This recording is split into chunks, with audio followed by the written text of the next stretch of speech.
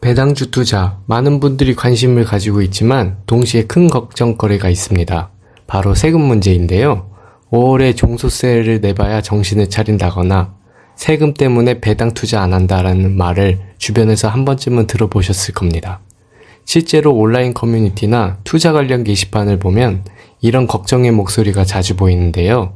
하지만 과연 배당주 투자에 대한 세금이 정말 그렇게 무서운 걸까요?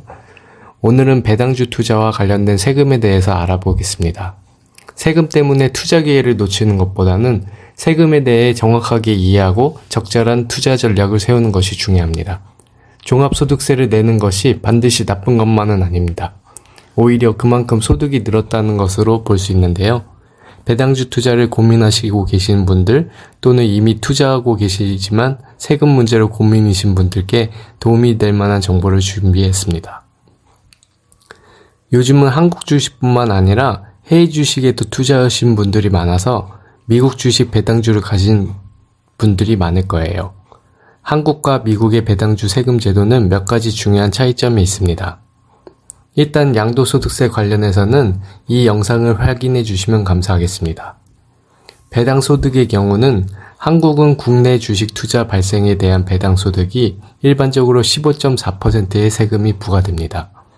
이는 14%의 배당소득세와 1.4%의 지방소득세로 구성됩니다.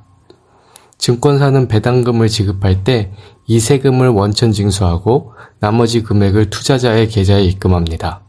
그러나 연간 배당소득이 2천만 원을 초과하는 경우 금융소득 종합과세 대상이 되어 다른 소득과 합산하여 6.6%에서 49.5%의 누진세율이 적용될 수 있습니다.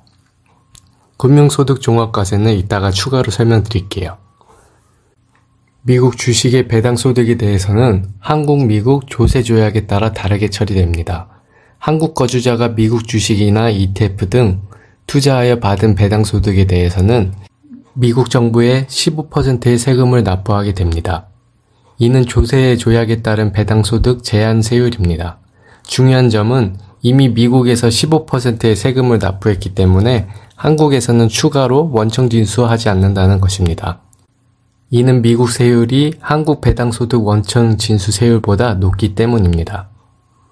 결국 한국 배당주든 미국 배당주든 배당주 투자를 할 때 세금과 건강보험료 문제는 투자자들이 반드시 이해하고 고려해야 될 중요한 요소입니다. 배당소득에 대한 과세는 기본적으로 원천징수 방식으로 이루어지며 배당금을 지급하는 법인이 세금을 징수하여 납부합니다. 이는 투자자가 별도로 신경 쓰지 않아도 자동으로 처리되는 부분이지만 전체적인 세금 부담을 고려할 때 중요한 요소입니다. 그러나 이러한 단순한 원청징수 방식은 금융소득이 연간 2천만 원 이하일 경우에만 해당합니다. 금융소득이 2천만 원을 초과하는 경우에는 금융소득 종합과세 대상이 되어 세금 계산 방식이 달라집니다. 금융소득 종합과세가 적용이 되면 2천만 원까지는 분리과세로 15.4%의 세율이 적용되지만 2천만 원을 초과하는 부분에 대해서는 소득과 합산하여 6%에서 45%까지의 종합소득세율이 적용됩니다. 이는 투자자의 소득 규모에 따라서 세금 부담이 크게 달라질 수 있는데요. 금융소득 종합과세 세율 구간은 다음과 같습니다. 만약 작년에 1,400만 원 이하로 받았다면 고작 6%의 세금을 내지만 아마 대부분은 두 번째에서 세 번째 구간에 포함이 되실 것 같아요. 대기업에서 연차가 좀 쌓였거나 투자를 성공하시면 네 번째 35% 구간에 들어가겠지만 대부분은 24%에서 해결됩니다. 하지만 이보다 소득이 높아져 추후 배당금을 40% 세금으로 내면서 투자를 해야 한다면 배당주 투자가 정말 의미 없어지는데요. 그렇기 때문에 고소득자 혹은 추가 소득이 많은 분들은 금융소득 종합과세자에 해당되지 않기 위해 미리 대응을 해둬야 합니다. 배당소득과 관련하여 또 하나 주의할 점은 건강보험료 부과입니다. 사실 고소득자가 다른 소득이 있는 경우라면 금융소득 종합과세에 대해 이미 알고 있는 경우가 많은데요.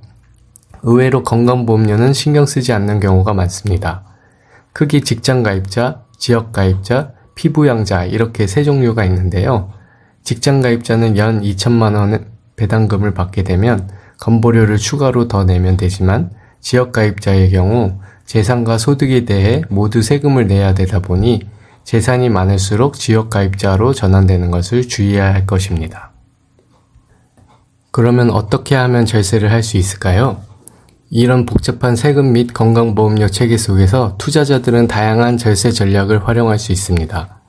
첫 번째는 ISA 계좌를 통해 주식을 매수하고 배당금을 받으면 일정 한도 내에서 세금 혜택을 받을 수 있습니다. 연간 2천만 원씩 총 1억을 납입할 수 있는 계좌인데요. 해당 계좌는 자산 형성 지원을 위한 목적이라는 점을 고려하여 현재 건보료를 부과하고 있지는 않습니다. 해당 내용은 제가 자세하게 따로 영상을 만들어 두었으니 참고해 주시면 감사하겠습니다. 두 번째는 연금저축펀드나 개인형 퇴직연금 계좌를 활용하여 배당주 ETF 등에 투자하면 연금 수령 시 과세를 이연할 수 있는 장점이 있습니다. 55세 이후 연금을 수령할 경우라도 3.3%에서 5.5%의 낮은 세율로 내기 때문에 세액 부담도 가볍습니다. 금융소득이 2천만 원을 초과하지 않도록 가족 간 분사 투자를 고려하거나 장기저축성 보험 등 비과세 혜택이 있는 금융상품을 활용하는 것도 좋은 방법입니다. 부부간에는 10년간 6억까지 증여세 없이 증여가 가능하므로 이를 활용하여 배당주 투자를 분산시키는 것도 고려해 볼 만합니다. 이렇게 오늘은 배당주의 세금에 대해서 알아보았는데요. 구독과 좋아요, 알림 설정 해주시면 다음에도 더 유용한 정보를 놓치시지 않을 겁니다. 그럼 다음 시간에 더 좋은 컨텐츠로 찾아뵙겠습니다. 감사합니다.